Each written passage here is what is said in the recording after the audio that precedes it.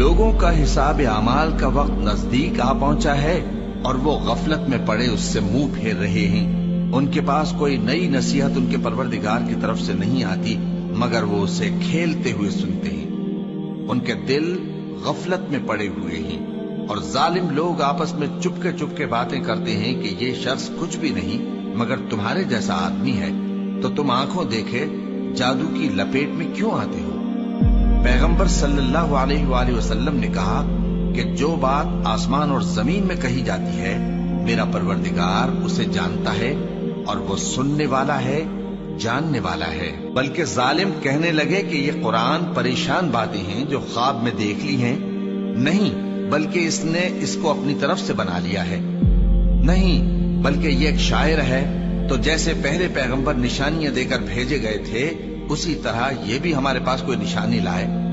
ان سے پہلے جن بستیوں کو ہم نے ہلاک کیا وہ ایمان نہیں لاتی تھی، تو کیا یہ ایمان لے آئیں گے؟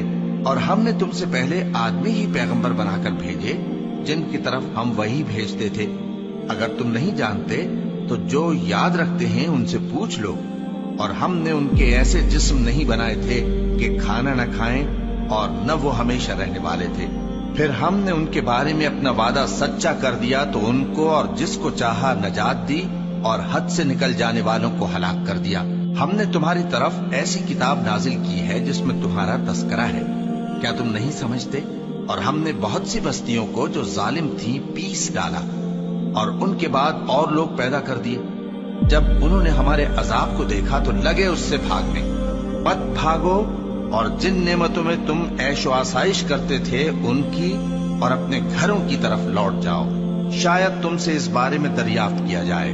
کہنے لگے ہائے شامت، بے شک ہم ظالم تھے، تو وہ برابر اسی طرح پکارتے رہے یہاں تک کہ ہم نے ان کو کھیتی کی طرح کاٹ کر اور آگ کی طرح بجھا کر ڈھیر کر دیا۔